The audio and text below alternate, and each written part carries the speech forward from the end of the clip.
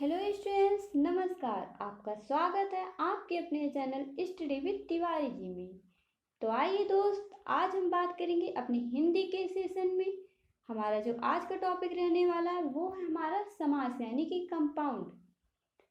तो दोस्त हम चलते हैं अपने सेशन की तरफ, लेकिन उससे पहले आपको क्या कर लेना है कि ये स्क्रीन पर दिख रहे स्टडी विद तिवारी जी को क्या कर लेना है, जो कि हमारा चैनल है, इसको सबसे पहले आपको सब्सक्राइब ऑप्शन पर दिख रहे, ये सब्सक्राइब जो ऑप्शन है दिख रहा है, इस पर क्या कर लेना है, आपको सबसे पहले क्लिक कर लेना है और साथ ही साथ में बेल आइकन पर प्रेस कर लेना है ताकि हमारी आने वाली नेक्स्ट वीडियोज़ की नोटिफिकेशन आपको मिलती रहे। तो चलिए दोस्त, हम चलेंगे अपने सेशन की तरफ, जो कि आज का हमारा टॉपिक रहने वाला है। हम देख लेते हैं। ये देखिए, आपके स्क्रीन पर दिख रहा होगा आज का हमारा टॉपिक है जो समास है। हम समास पे बात कर लेते हैं। तो समास का अर्थ क्या होता है? समास का अर्थ संक्षिप्त होता है, संक्षेप होता है। और अगर हम इसके विलोम की बात करें तो इसका विलोम क्या होता है? व्यास होता है। हम देख लेते हैं समास की डेफिनेशन यानी कि परिभाषा पे बात करेंगे। तो समास की परिभाषा क्या है देख लेते हैं। कह रहा है, दो या दो से अधिक शब्दों से मिलकर बने हुए नए सार्थक शब्द को समास कहते हैं। क्या कह रहा है? दो या दो से अधिक शब्दों से मिलकर बने हुए नए सार्थक शब्द को समास कहते हैं। तो दो शब्द क्या हो गए? जैसे कि कोई हम दो शब्द ले लेते हैं, जैसे हमारा एक शब्द नेत्र हो गया, दूसरा शब्द हमारा हीन हो गया। अगर हम नेत्र और हीन को मिला दें तो क्या हो जाएगा? एक नया शब्द बनकर आ जाएगा। अगर हम इसका विग्रह करते हैं तो क्या हो जाएगा? नेत्र से हीन हो जाएगा। तो चलिए दोस्त, आपको समझ में आ गया होगा। हम देख लेते हैं समास के भेद पर बात करेंगे हम। अगर हम काइंड्स ऑफ कंपाउंड की बात करेंगे, समास के भेद की बात करें तो कितने होते हैं? समास के भेद 6 होते हैं। इसकी ट्रिक भी है। अब तक दादा 6 समास, अब तक दादा 6 समास। तो आइए हम भी देख लेते हैं ये 6 समास कौन कौन से हैं, हम इस पे बात कर लेते हैं।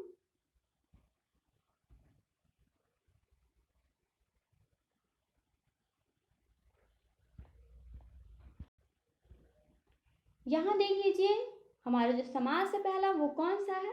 तो हो जाएगा अव्ययीभाव समास।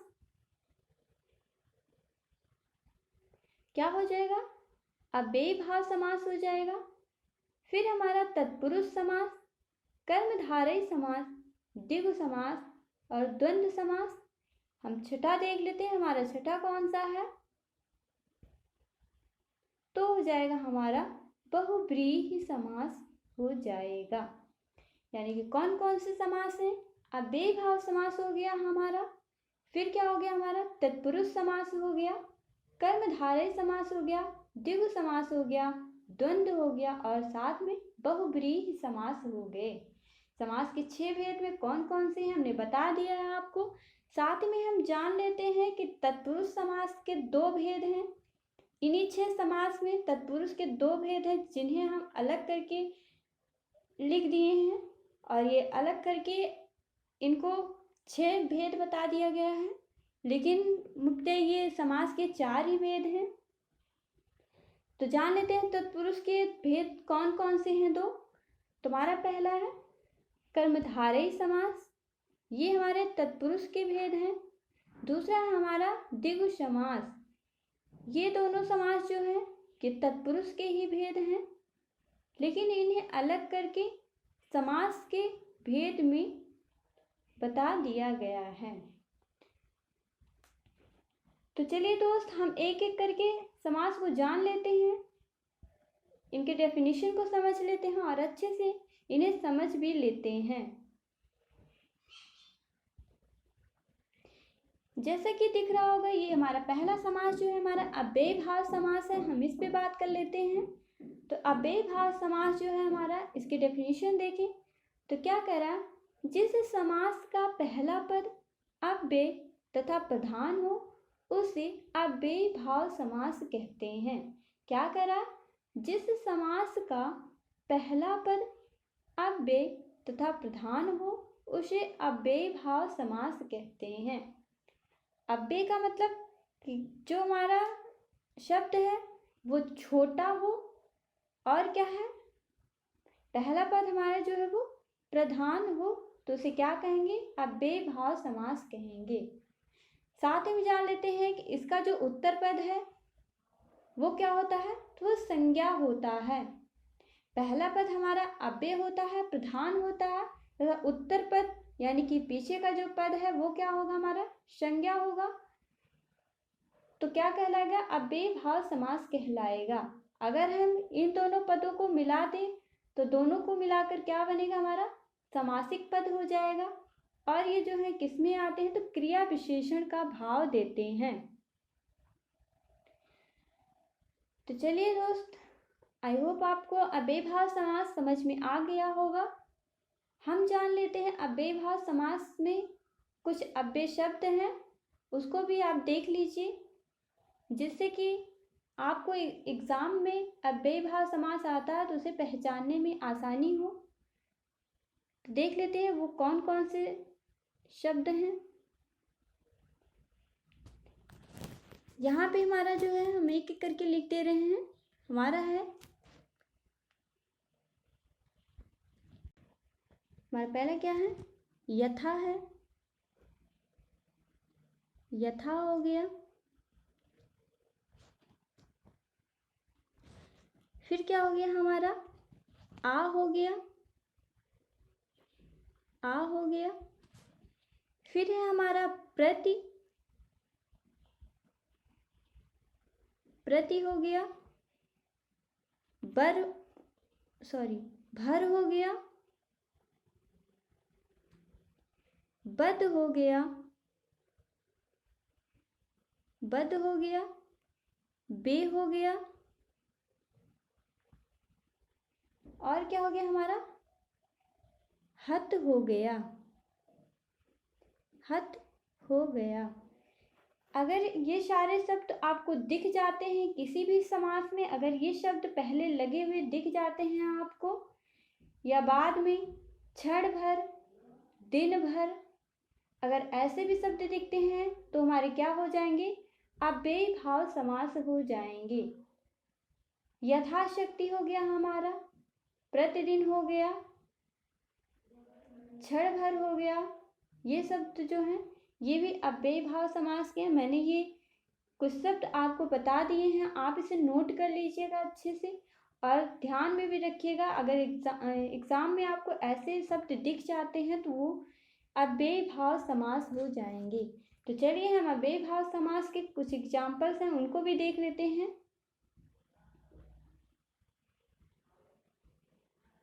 ये देखिए एग्जाम्पल है अव्यय भाव समास का जो कि स्क्रीन पर दिख रहा है, हम समझ लेते हैं। तुम्हारा पहला एग्जाम्पल है प्रतिदिन। प्रतिदिन को अगर हम तोड़ते हैं तो क्या हो जाएगा, हमारा प्रति हो जाएगा, प्लस में दिन हो जाएगा। मैंने अभी जो भी कुछ शब्द बताए हैं अव्यय भाव समास को पहचानने के, उनमें मैंने प्रति भी बताया था और प्रति से ही हमारा क्या बन गया, प्रतिदिन बन गया। प्रति जो है हमारा ये पहला पद है, ये प्रधान पद है।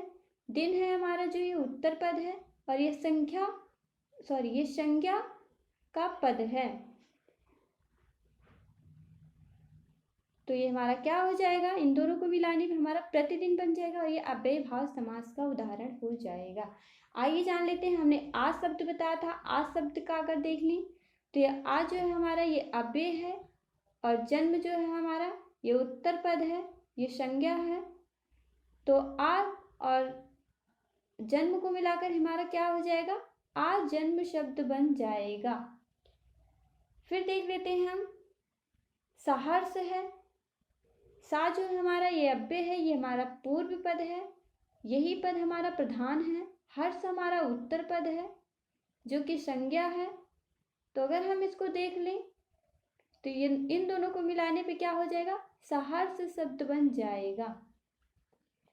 यथा की बात करें, यथा शब्द से कौन सा अव्यय भाव समास बनेगा, तो यथा से यथा प्लस में संभव हो जाएगा। तो क्या हो जाएगा, यथासंभव हो जाएगा। यथा से ही यथाशीघ्र भी होता है और यथाशक्ति भी शब्द बन जाता है। अगर यथा शब्द लगा हुआ कोई भी शब्द आ जाता है तो क्या हो जाएगा हमारा, अव्ययीभाव समास हो जाएगा। तो आई होप दोस्तों आपको अच्छे से समझ में आ गया होगा अव्ययीभाव समास क्या होते हैं। साथ में देखते हैं अव्ययीभाव समास में आपको कहीं पर एक ही जैसे शब्द मिलेंगे, जैसे कि भाई भाई, दिन दिन, क्षण क्षण शब्द मिलेंगे। अगर आपको ऐसे भी शब्द मिलते हैं तो किस में हो जाएंगे, अव्ययीभाव समास में आ जाएंगे। तो चलिए हम नेक्स्ट पे बात कर लेते हैं, हमारा नेक्स्ट समास क्या है हम उसको भी देख लेते हैं।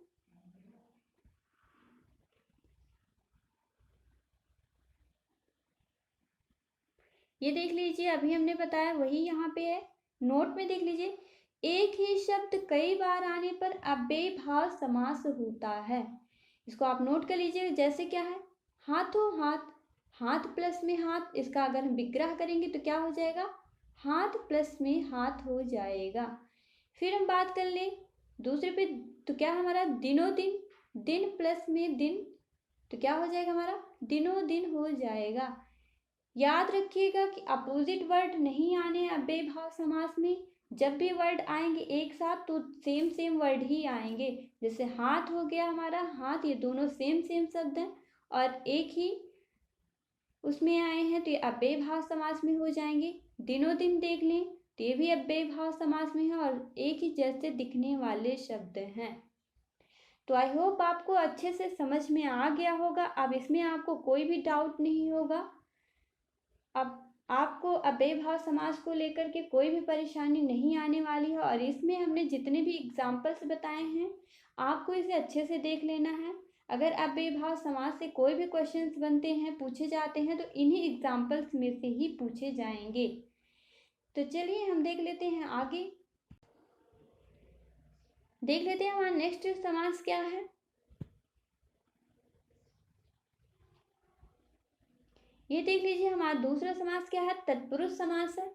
हम तत्पुरुष समास पर बात करते हैं तो क्या कह रहा है, जिस समास में दूसरा पद प्रधान होता है तथा दोनों पदों के बीच का कारक चिन्ह लुप्त हो जाता है उसे तत्पुरुष समास कहते हैं। क्या कह रहा है, जिस समास में दूसरा पद प्रधान होता है, यानी कि हमारा जो पूर्व पद है वो प्रधान ना हो करके जो हमारा उत्तर पद है, यानी कि जो अंतिम पद है वो प्रधान होता है, तथा हमारे जो पूर्व पद हैं और उत्तर पद हैं इन दोनों के बीच में जो भी चिन्ह होता है वो क्या होते हैं, उनका लोप हो जाता है, यानी कि वो लुप्त हो जाते हैं। तो ऐसे समास को हम क्या कहते हैं, तत्पुरुष समास कहते हैं। आइए हम इसे एग्जाम्पल में समझ लेते हैं, आपको अच्छे से समझ में आ जाएगा। देख लेते हैं यहाँ पे, ये देख लीजिए कुछ एग्जाम्पल हैं, हम आपको समझा देते हैं। जैसा कि एग्जाम्पल में हमारा राजकुमार, अगर हम राजकुमार को देखें तो ये राज जो है हमारा, ये क्या है, राजा है, ये हमारा पूर्व पद है, और कुमार का देखें तो ये हमारा उत्तर पद है। यहाँ देख लेते हैं, राजकुमार में हमारा एक चिन्ह है, का चिन्ह है, का चिन्ह यहाँ पे देख लीजिए, राजकुमार में इसका क्या हो रहा है, यहाँ पे का चिन्ह का लोप हो जा रहा है। यहाँ पे आपको चिन्ह नहीं दिखेगा, आपको चिन्हों को ही पहचानना रहता है तत्पुरुष समास में। अगर आप चिन्हों को सही से पहचान जाते हैं तो आप तत्पुरुष समास को पहचान जाएंगे। हम आपको कारक भी पढ़ाएंगे बहुत जल्द ही। कारक जब हम आपको बता देंगे तो आपको तत्पुरुष समास आसानी से और भी अच्छे से समझ में आ जाएगा। तब तक हम आपको यहीं पे समझा देते हैं। हमने बता दिया राजकुमार में क्या हो जाएगा, हमारा राजा का कुमार हो जाएगा, तो यहाँ पे का चिन्ह का लोप हो जाता है। फिर देख लेते हैं हम राजपुत्र में, तो क्या हो जाएगा, हमारा राजा का पुत्र हो जाएगा। यहाँ पे भी का चिन्ह जो है इसका लोप हो जाता है। राजा का पुत्र हो जाएगा। फिर देख लेते हैं हम यश प्राप्ति। यश को प्राप्ति क्या है? यश को प्राप्त हो जाएगा। अगर हम यश को प्राप्त देखें, इसका विग्रह करते हैं तो क्या हो जाएगा? यश प्राप्त हो जाएगा। यश प्राप्त हमारा तत्पुरुष समास है, राजपुत्र हमारा तत्पुरुष समास है और राजकुमार भी हमारा तत्पुरुष समास है। यहाँ देख लीजिए हमारा एक एग्जाम्पल और है, करुणापूर्ण है। करुणापूर्ण पे अगर हम बात करें, इसका विग्रह करेंगे तो क्या हो जाएगा हमारा? करुणा हमारा पूर्व पद हो जाएगा, पूर्ण हमारा उत्तर पद हो जाएगा। तो अगर हम इसका विग्रह करते हैं तो क्या हो जाएगा हमारा? करुणा से पूर्ण हो जाएगा। करुणा से पूर्व हो जाएगा। तो यहाँ पे भी शेष शब्द जो आया है, यहाँ पे शेष चिन्ह जो आया है, इसका क्या हो रहा है? लोप हो जा रहा है। तो आई होप दोस्तों आपको अच्छे से समझ में आ गया होगा। हम देख लेते हैं नेक्स्ट। ये देख लीजिए कुछ और एग्जाम्पल्स हैं। आपको ये सारे एग्जाम्पल्स अच्छे से याद कर लेने हैं और कहीं नोट्स बना करके नोट कर लेने हैं।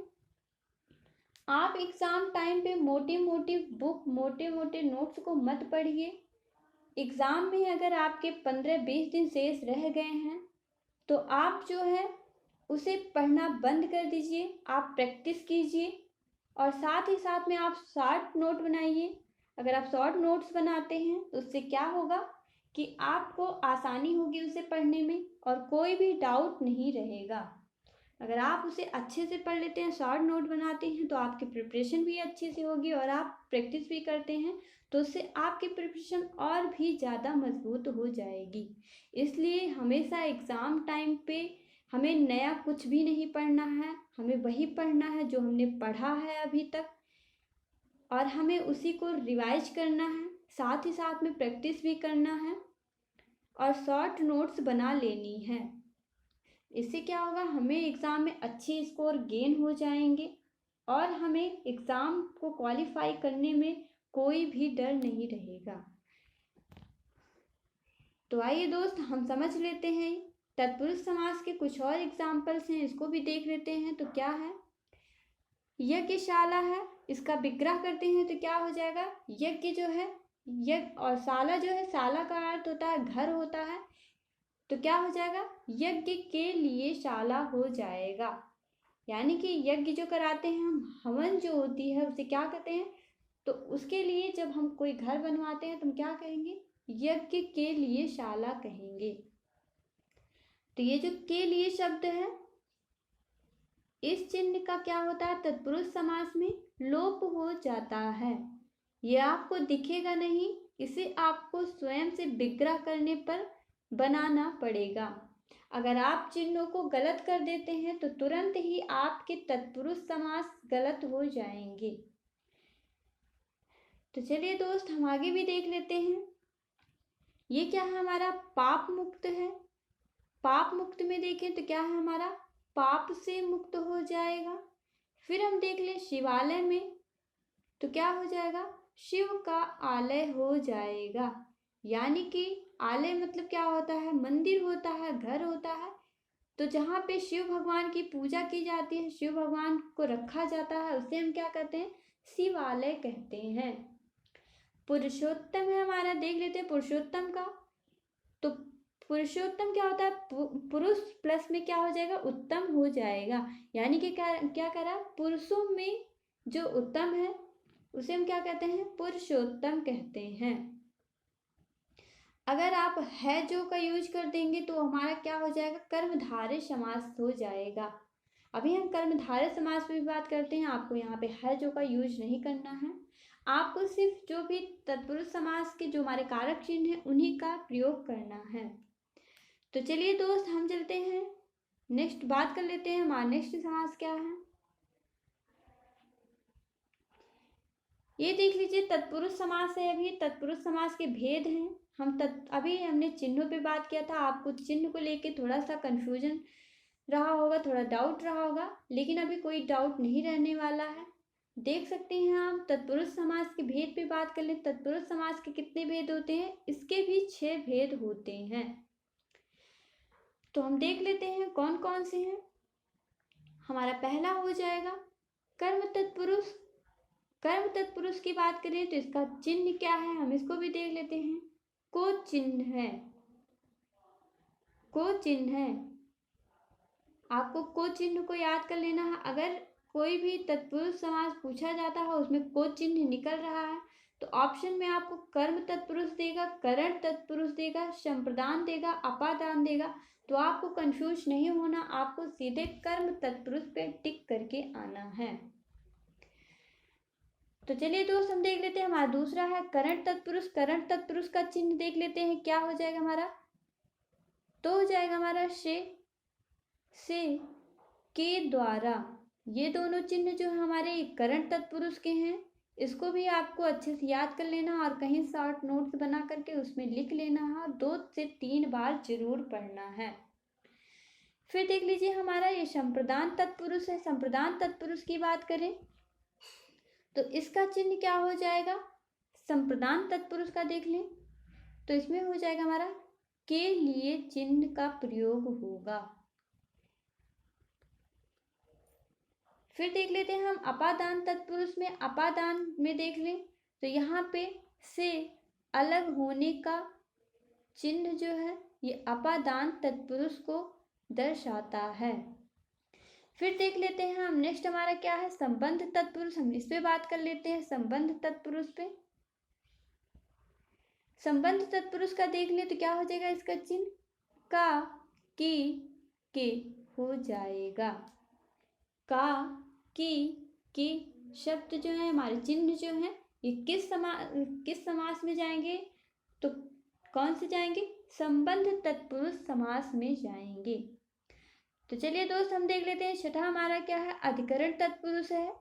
अधिकरण तत्पुरुष का चिन्ह देख ले तो इसका चिन्ह जो हो जाएगा हमारा में पर हो जाएगा। में पर अगर किसी में आ रहा है, किसी भी तत्पुरुष में आ रहा है तो वो किस में चला जाएगा, अधिकरण तत्पुरुष में हो जाएगा। फिर देख लेते हैं हमारा सत्वां जो है ये कर्मधारय समास है।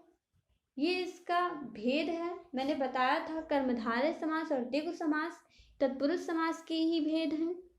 तो आइए दोस्त हम कर्मधारय समास में बात कर लेते हैं। कर्मधारय समास क्या होते हैं इसको भी समझ लेते हैं हम।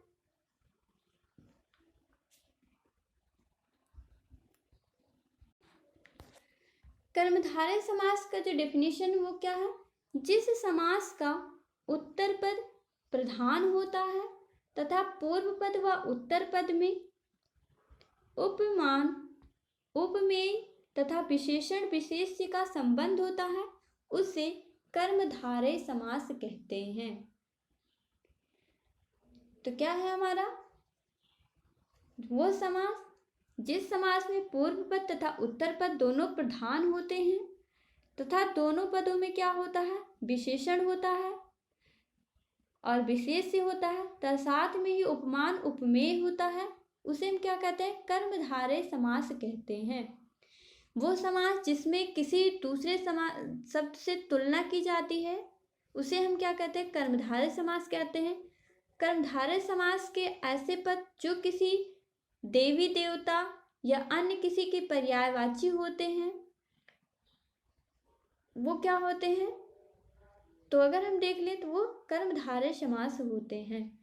लेकिन आपको एक बात ध्यान में रखनी है, अगर ऐसे बनता है क्वेश्चन जिनमें देवी देवता हैं किसी के पर्यायवाची भी है तो उनमें सर्वप्रथम बहुब्रीहि समास होगा। अगर ऑप्शन में आपको बहुब्रीहि नहीं है तो वहाँ पे हमारा कौन सा ऑप्शन सही हो जाएगा, वहाँ पे हमारा कर्मधारय समास सही हो जाएगा। तो आपको ये बात ध्यान में रखनी है, कर्मधारय समास में किसी दूसरे से तुलना की जाती है, उपमान उपमेय होता है, विशेषण विशेष का भाव होता है। तो आई होप दोस्तों आपको समझ में आ गया होगा। हम चलते हैं आगे, देख लेते हैं इसके कुछ एग्जाम्पल्स भी। ये देख लीजिए यहाँ पे एग्जाम्पल्स है कर्मधारय समास के, हम इस पे बात कर लेते हैं। तो क्या है हमारा पहला हमारा चरण कमल। चरण और कमल में देखें तो इसमें तुलना की जा रही है, किससे तुलना की जा रही है, तो चरण की तुलना की जा रही है कमल से। तो क्या कह रहा है, कमल के समान चरण। क्या कह रहा है, कमल के समान चरण।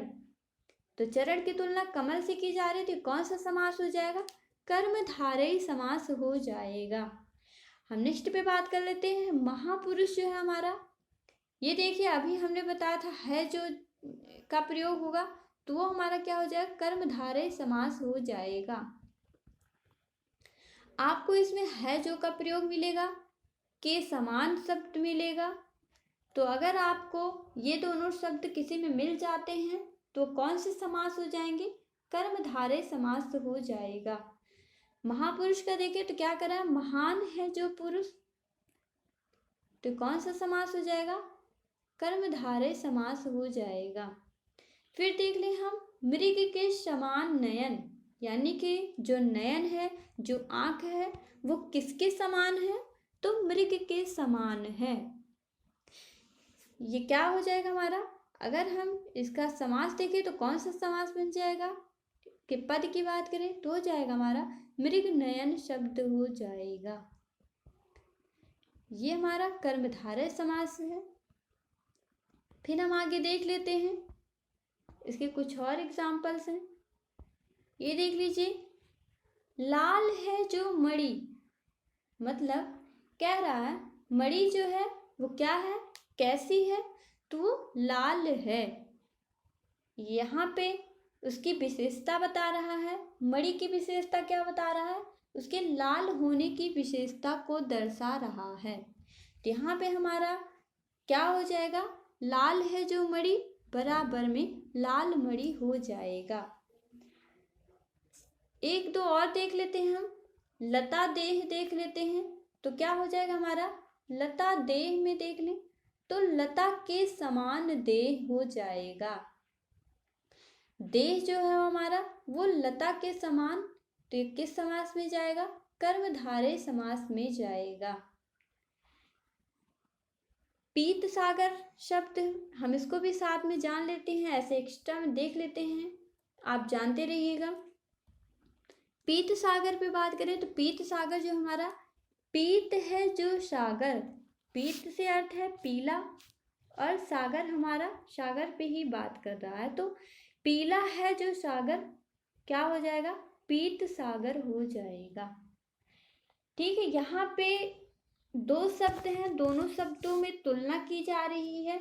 यहाँ पे किसी तीसरे शब्द का भाव नहीं बताया गया। बहुब्रीहि में क्या होता है, दो शब्द होते हैं, लेकिन उसमें क्या है, दोनों शब्द प्रधान ना होकर के तीसरा पद जो होता है वो प्रधान होता है। तो आई होप दोस्तों आपको समझ में आ गया होगा। कर्मधारय समास में भी अच्छे समझ में आ गया होगा, अव्यय भाव भी समझ में आ गया होगा, साथ ही साथ में तत्पुरुष समास भी समझ में आ गया होगा।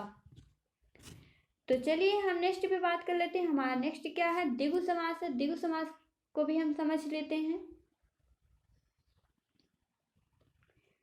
ये देख लीजिए, यहाँ पे द्विगु समास जो है हमारा, इसमें देख लें तो कह रहा है, जिस समास का पहला पद संख्यावाचक, क्या कह रहा है, जिस समास का पहला पद संख्यावाचक होता है वह द्विगु समास कहलाता है।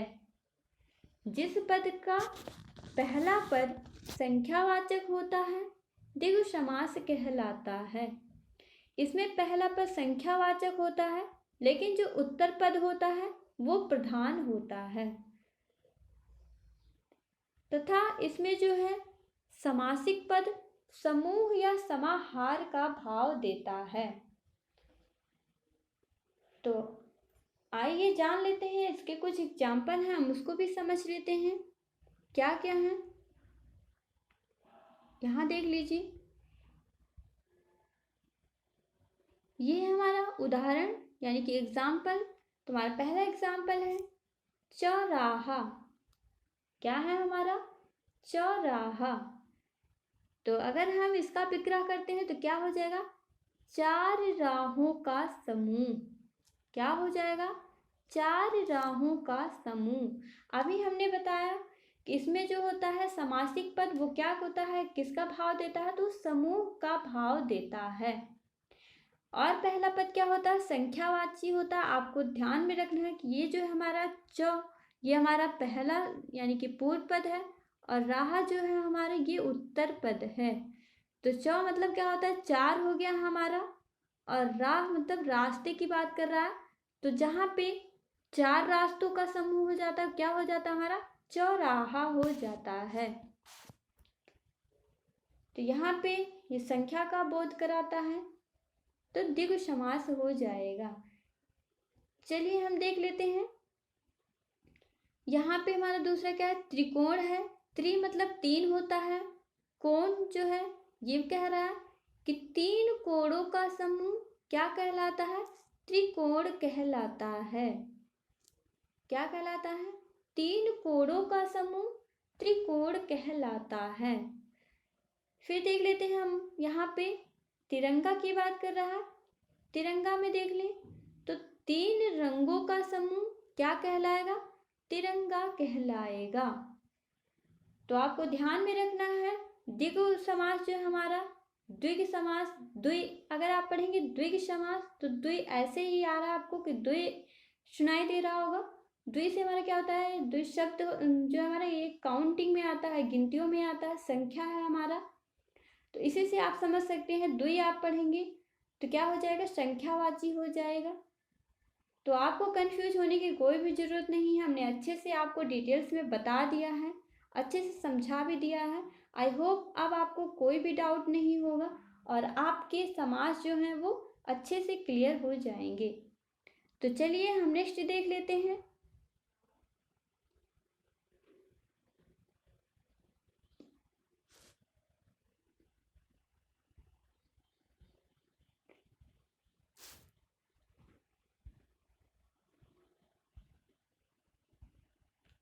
ये देख लीजिए, हमारा पांचवा क्या है, द्वंद्व समास है। क्या है हमारा, द्वंद्व समास है। हम द्वंद्व समास पे बात करें तो ये क्या होते हैं, जिस समास के दोनों पद प्रधान होते हैं। क्या कह रहा है, जिस समास के दोनों पद प्रधान होते हैं तथा विग्रह करने पर और अथवा या योम लगता है, वह द्वंद्व समास कहलाता है। क्या कह रहा है, जिस समास के दोनों पद प्रधान होते हैं। द्वंद्व समास में क्या होता है कि इनमें जो पूर्व पद होता है और अंतिम पद जो होता है, उत्तर पद होता है, वो दोनों ही पद क्या होते हैं, तो प्रधान होते हैं। तथा जब हम इनका विग्रह करते हैं तो इनमें कौन कौन से शब्द आते हैं, और का भाव आएगा, अथवा आएगा, या आएगा, एवं लगता है। तो क्या कहलाएंगे, द्वंद्व समास कहलाएंगे। आइए हम इसके कुछ एग्जाम्पल भी देख लेते हैं। इसके एग्जाम्पल क्या क्या हैं।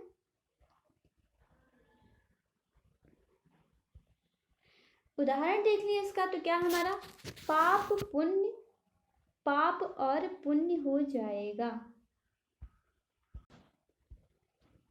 फिर देख लेते हैं हम क्या है, तुम्हारा है सुख दुख। सुख और दुख में जो ये जो योजक चिन्ह लगा हुआ है, इनमें आपको ध्यान में रखना है कि सुख और दुख में हमारा क्या आएगा निकल कर, तो सुख और दुख आएगा। फिर देख लेते हैं हमारा गुण दोष है। दोस्तों आपको एक बात और ध्यान में रखनी है कि जो हमारा द्वंद्व समास होता है, इनमें दोनों पद प्रधान तो होते हैं, लेकिन आपको ये भी ध्यान रखना है कि इनमें जो शब्द आएंगे साथ में वो एक दूसरे के विलोम होंगे, यानी कि एक दूसरे के विपरीत आएंगे, वो सेम ही जेंडर के नहीं होंगे। तो आपको देख लेना है कि जैसे कि माता पिता हो गया, तो माता और पिता ये सेम नहीं है, दोनों अलग अलग हैं। राम और लक्ष्मण हो गया, सीता और राम हो गया। ये आप देख रहे होंगे कि दोनों शब्द अलग अलग हैं, एक दूसरे के विपरीत हैं। आपको समझ में आ रहा होगा।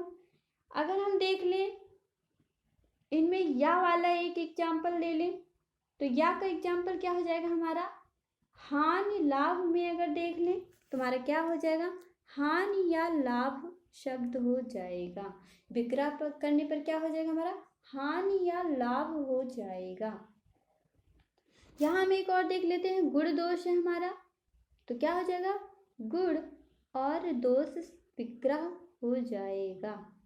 तो ये हमारे कौन से समास है, ये हमारा द्वंद्व समास हो जाएगा। तो आई होप दोस्तों आपको अच्छे से समझ में आ गया होगा। हम चलते हैं नेक्स्ट, देख लेते हैं क्या है। ये देख लीजिए हमारा छठा क्या है, कौन सा समास है, तो बहुब्रीहि समास है। बहुब्रीहि समास को अगर हम देखें तो क्या है, इस समास में कोई भी पद प्रधान नहीं होता है। तो क्या करा, इस समास में कोई भी पद प्रधान नहीं होता है, दोनों पद मिलकर किसी तीसरे पद की ओर संकेत करते हैं। अर्थात कहने का क्या मतलब है इसका, कि इनमें जो पहला पद है और जो अंतिम पद है यानी उत्तर पद है, वो दोनों ही पद प्रधान नहीं होते हैं। ये दोनों प्रधान ना होते हुए भी ये क्या करते हैं, कोई तीसरे पद की ओर संकेत करते हैं। तो आइए जान लेते हैं, इसके एग्जाम्पल देख लेते हैं क्या क्या है। ये देख लीजिए, चतुर्भुज देख लें, तो चतुर्भुज में जो है क्या करा, चार है भुजाएं जिसकी। चतुर्भुज में चतुर्भुज जो है हमारा पहला पद हो गया, इसी में हमारा उत्तर पद जो हो गया लास्ट पद हो गया, लेकिन ये दोनों प्रधान ना होकर के किसको इंडिकेट कर रहे हैं, तो ये कर रहे हैं तीसरे पद में किसको, तो विष्णु जी को कर रहे हैं। क्या कह रहा है, चार है भुजाएं जिसकी, चार हैं भुजाएं जिसकी, अर्थात किसको इंडिकेट कर रहा है, तो विष्णु जी को कर रहा है। आपको चतुर्भुज दिग में नहीं लगाना है, क्योंकि यहाँ पे कोई भी समूह समाहार नहीं है। आपको इस बात का ध्यान रखना है कि समूह और समाहार जहाँ होगा उसका भाव आएगा, वो दिग में जाएगा। जहाँ पे समूह की बात नहीं होगी वो हमारा कहाँ जाएगा, बहुब्रीहि समास में जाएगा, अगर वो किसी तीसरे पद की ओर इंडिकेट कर रहा है तब। चलिए हम नेक्स्ट देख लेते हैं। नेक्स्ट क्या है, लंबा है उदर जिनका, लंबा है उदर जिनका, अर्थात कौन हो जाएंगे, गणेश जी हो जाएंगे। तो लंबोदर शब्द हम किसके लिए लेकर के आते हैं, लंबोदर शब्द हम गणेश जी के लिए लेकर के आते हैं। ये गणेश जी की पर्यायवाची भी है। हमने अभी आपको बताया था कर्मधारय समास में, अगर किसी देवी देवता या किसी अन्य की पर्यायवाची आ जाती है तो क्या हो जाएगा, तो वो बहुब्रीहि समास हो जाएगा और साथ में कर्मधारय भी समास होगा। लेकिन अगर ऑप्शन में दोनों है तब बहुब्रीहि जो है उसको ज़्यादा प्रायोरिटी दी जाएगी और कर्मधारय को कम प्रायोरिटी दी जाएगी। अगर ऑप्शन में दोनों में से एक ही है तो आपको क्या करना है, दोनों में से किसी एक को ही टिक करना है, चाहे बहुब्रीहि हो या कर्मधारय समास हो। तो चलिए दोस्त हम देख लेते हैं नेक्स्ट हमारा क्या है, दशानन की बात कर रहा। दशानन शब्द किसके लिए आता है, तो ये रावण के लिए आता है। इसका विग्रह करेंगे तो क्या हो जाएगा, दस है आनन जिसके, मतलब आनन का क्या मतलब होता है, नेत्र से लिया गया है। नेत्र होता है, आंख होती है, तो यानी कि 10 आंखें किसकी हैं, तो वो किसकी थी, रावण की थी। तो हम इसके लिए क्या कहेंगे, दशानन शब्द का प्रयोग करेंगे। तो ये हमारा क्या हो जाएगा, बहुब्रीहि समास हो जाएगा।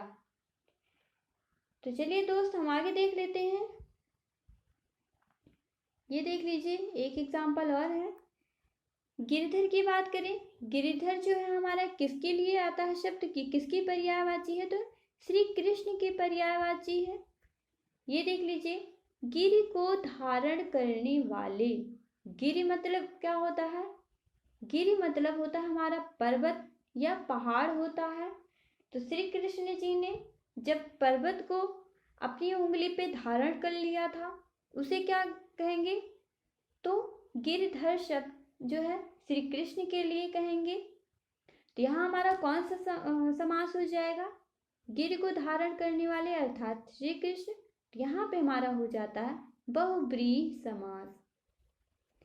तो आई होप दोस्तों आपको अच्छे से समझ में आ गया होगा, अब कोई भी डाउट नहीं होगा। तो चलिए हम चलेंगे, अब कुछ क्वेश्चन है उसको भी सॉल्व कर लेते हैं, देख लेते हैं आपको कितना समझ में आया कितना नहीं आया। आप खुद को भी चेक कर सकते हैं, आपने जो भी पढ़ा आपको अच्छे से समझ में आया या फिर नहीं आया, आप देख सकते हैं। ये देख लीजिए आपके सामने है हमारा पहला क्वेश्चन। क्या है तुम्हारा पहला क्वेश्चन है, देहलता इस समासिक पद में कौन सा समास है? क्या कह रहा है? देहलता इस समासिक पद में कौन सा समास है? तो हमारे 4 ऑप्शन दिएंगे और कौन कौन से हैं? हमारा पहला ऑप्शन हो जाएगा कर्मधारय, द्विगु, अव्ययीभाव, द्वंद्व। तो हमारा कौन सा ऑप्शन सही हो जाता है यहाँ पे? हमारा ऑप्शन सही हो जाएगा ऑप्शन नंबर 1 कर्मधारय। क्या हो जाएगा? कर्मधारय हो जाएगा। यानी कि क्या हो जाएगा इसका, अगर हम विग्रह करेंगे तो क्या हो जाएगा? लता के समान देह, तो क्या हो जाएगा हमारा? देहलता हो जाएगा। तो चलिए दोस्त हम नेक्स्ट क्वेश्चन पे बात करेंगे। हमारा नेक्स्ट क्वेश्चन क्या है? निर्विवाद में समास है। क्या कह रहा है? निर्विवाद में समास है। हमारे 4 ऑप्शन दिए गए हैं, वो कौन कौन से हैं हम देख लेते हैं। तुम्हारा पहला ऑप्शन है कर्मधारय, अव्ययीभाव, तत्पुरुष, बहुब्रीहि। तो यहाँ पे हमारा कौन सा ऑप्शन सही हो जाता है? तो यहाँ पे हमारा ऑप्शन हो जाता है ऑप्शन नंबर बी, यहाँ पे हमारा सही हो जाता है। तो चलिए दोस्त हम नेक्स्ट क्वेश्चन पे बात करेंगे। हमारा नेक्स्ट क्वेश्चन क्या है? चंद्रशेखर शब्द में कौन सा समास है? क्या कह रहा? चंद्रशेखर शब्द में कौन सा समास है? तो हमारे 4 ऑप्शन दिए गए हैं, वो कौन कौन से हैं? तत्पुरुष, बहुब्रीहि, कर्मधारय, द्विगु। तो यहाँ पे हमारा कौन सा ऑप्शन सही हो जाता है? हमारा ऑप्शन सही हो जाता है ऑप्शन नंबर बी, बहुब्रीहि। तो चलिए दोस्त हम बात करेंगे, ये चंद्रशेखर जो है क्या कर रहा है? जिसके शिखर पर चंद्रमा हो, अर्थात कौन हो जाएंगे? हमारे शंकर भगवान हो जाएंगे। तो चलिए दोस्त हम नेक्स्ट क्वेश्चन पे बात कर लेते हैं। नेक्स्ट क्वेश्चन क्या है? अनुरूप समस्त पद में कौन सा समास है? क्या कह रहा? अनुरूप समस्त पद में कौन सा समास है? तो हमारे 4 ऑप्शन दिए गए हैं। हमारा पहला ऑप्शन क्या है? तत्पुरुष, कर्मधारय, अव्ययीभाव, बहुब्रीहि। तो हमारा कौन सा समास यहाँ पे कौन सा ऑप्शन सही हो जाता है? तो हमारा ऑप्शन सही हो जाएगा ऑप्शन नंबर सी, अव्ययीभाव। तो चलिए दोस्त हम नेक्स्ट क्वेश्चन पे बात करेंगे। हमारा नेक्स्ट क्वेश्चन क्या है? जिसमें पहला पद संख्यावाचक हो और जो किसी समूह विशेष का बोध कराए उसे कहते हैं। अभी हमने बताया था कि पहला पद संख्यावाचक हो और वो समूह विशेष का बोध कराता है तो कौन सा समास होता है हमारा? तो देख लेते हैं, हमारे 4 ऑप्शन दिए गए हैं। हमारा ऑप्शन है कर्मधारय समास, द्वंद्व समास, अव्ययीभाव समास, द्विगु समास। तुम्हारा कौन सा ऑप्शन सही हो जाएगा? हमारा ऑप्शन सही हो जाता है यहाँ पे ऑप्शन नंबर डी, द्विगु समास। तो चलिए दोस्त हम नेक्स्ट क्वेश्चन पे बात करेंगे। हमारा नेक्स्ट क्वेश्चन क्या है? पॉकेट मार शब्द में समास है। क्या कह रहा? पॉकेट मार शब्द में समास है। तुम्हारा 4 ऑप्शन है, हम देख लेते हैं कौन कौन से। अव्ययीभाव, तत्पुरुष, बहुब्रीहि, कर्मधारय। तुम्हारा कौन सा यहाँ पे सही हो जाएगा? हमारा ऑप्शन सही हो जाता है ऑप्शन नंबर बी, तत्पुरुष। पॉकेट को मारने वाला, तो क्या हो जाएगा हमारा? पॉकेट मार हो जाएगा। तो चलिए दोस्त हम नेक्स्ट क्वेश्चन पे बात करते हैं। हमारा नेक्स्ट क्वेश्चन क्या है? अष्टाध्यायी समास है। हमारे 4 ऑप्शन है। ये पूछ रहा है कि अष्टाध्यायी जो शब्द है इसमें कौन सा समास है? तो यहाँ पे 4 ऑप्शन है, हम देख लेते हैं कौन कौन से। द्वंद्व, द्विगु, तत्पुरुष अव्ययी भाव। तुम्हारा कौन सा ऑप्शन सही हो जाता है यहाँ पे? हमारा ऑप्शन सही हो जाएगा यहाँ पे ऑप्शन नंबर बी, दिगु। अष्टाध्यायी देखें तो 8 अध्याय की बात कर रहा है, तो क्या हो जाएगा हमारा? अष्टाध्यायी हो जाएगा। तो यहाँ पे हमारा संख्यावाची शब्द है, तो इसके हिसाब से हमारा द्विगु समास हो जाएगा, यानी कि ऑप्शन नंबर बी यहाँ पे हमारा सही हो जाता है। तो चलिए दोस्त, हम नेक्स्ट क्वेश्चन पे बात करेंगे। हमारा नेक्स्ट क्वेश्चन क्या है? समास का अर्थ है। हमारे 4 ऑप्शन दिए गए हैं, हम देख लेते हैं। संक्षेप, विच्छेद, विस्तार, नवीन अर्थ। तुम्हारा कौन सा ऑप्शन सही हो जाएगा यहाँ पे? हमारा ऑप्शन सही हो जाता है ऑप्शन नंबर ए, संक्षेप। हमने बताया था आपको समास का अर्थ क्या होता है, तो संक्षेप होता है। तो चलिए दोस्त, हम नेक्स्ट क्वेश्चन पे बात करेंगे। हमारा नेक्स्ट क्वेश्चन क्या है? द्विगु समास का उदाहरण है। हमारे 4 ऑप्शन दिए गए हैं, हम चारों ऑप्शन को देख लेते हैं। क्या क्या है?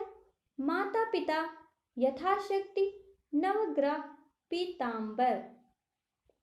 तो इसमें द्विगु समास क्या है? द्विगु समास संख्यावाची होता है, तो इसमें संख्यावाची किस ऑप्शन में दिख रहा है आपको? तो यहाँ पे हमारा ऑप्शन सही हो जाता है ऑप्शन नंबर सी, नवग्रह। माता पिता हमारा द्वंद्व समास हो जाएगा। यथाशक्ति जो है हमारा, ये किस में चला जाएगा? तो ये अव्ययी भाव समास में हो जाएगा। तो चलिए दोस्त, हम बात कर लेते हैं अपने नेक्स्ट क्वेश्चन पे। हमारा नेक्स्ट क्वेश्चन क्या है? उपकूल में कौन सा समास है? क्या कह रहा है? उपकूल में कौन सा समास है? तुम्हारे 4 ऑप्शन दिए गए हैं, हम चारों देख लेते हैं। अव्ययी भाव, तत्पुरुष, द्विगु, बहुब्रीहि। तुम्हारा कौन सा ऑप्शन सही हो जाता है यहाँ पे? यहाँ पे हमारा ऑप्शन सही हो जाएगा ऑप्शन नंबर ए, अव्ययी भाव। तो चलिए दोस्त, हम नेक्स्ट क्वेश्चन पे बात करते हैं। हमारा नेक्स्ट क्वेश्चन क्या है? लिखने पढ़ने में कौन सा समास है? क्या करा? लिखने पढ़ने में कौन सा समास है? तो हमारे 4 ऑप्शन दिए गए हैं। हमारे 4 ऑप्शन क्या है? द्विगु, द्वंद्व, तत्पुरुष, कर्मधारय। तो यहाँ पे देख लीजिए दोस्त, हमने बताया था कि लिखने पढ़ने ये शब्द आ जाते हैं, इसमें योजक चिन्ह लगा हो बीच में। लिखने पढ़ने में जो है हमारा ये लिखना और पढ़ना जो है ये द्वंद्व समास में चला जाए, क्योंकि यहाँ लिखने का अर्थ है और यहाँ पढ़ने का अर्थ है। दोनों जो हैं एक दूसरे के समान नहीं है, एक दूसरे से विपरीत हैं। तो आपको यहाँ पे कौन सा ऑप्शन सही हो जाएगा आपका? तो यहाँ पे हमारा ऑप्शन सही हो जाता है ऑप्शन नंबर बी, द्वंद्व समास। तो आई होप दोस्तों आपको अच्छे से समझ में आ गया होगा।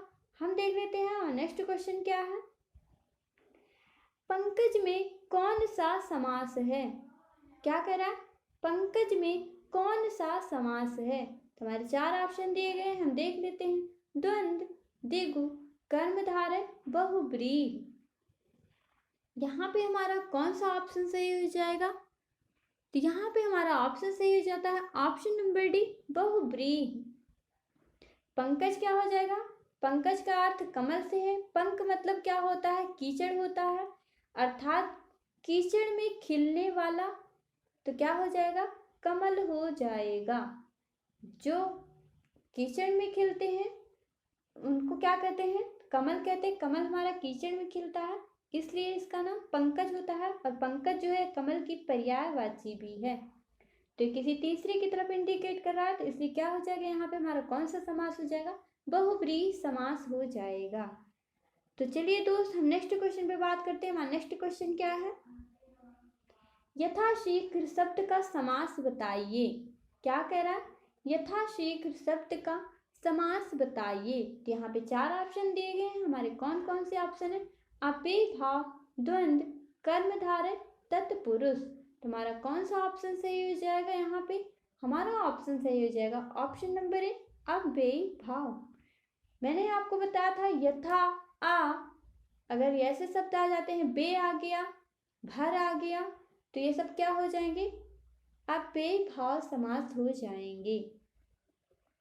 तो चलिए दोस्त, हम नेक्स्ट बात कर लेते हैं। नेक्स्ट क्वेश्चन क्या है हमारा, चराचरम यानी कि जगत से बात की जा रही है। चराचरम जो हमारा जगत का अर्थ दे रहा है, तो क्या कर रहा है, चराचरम में कौन सा समास है।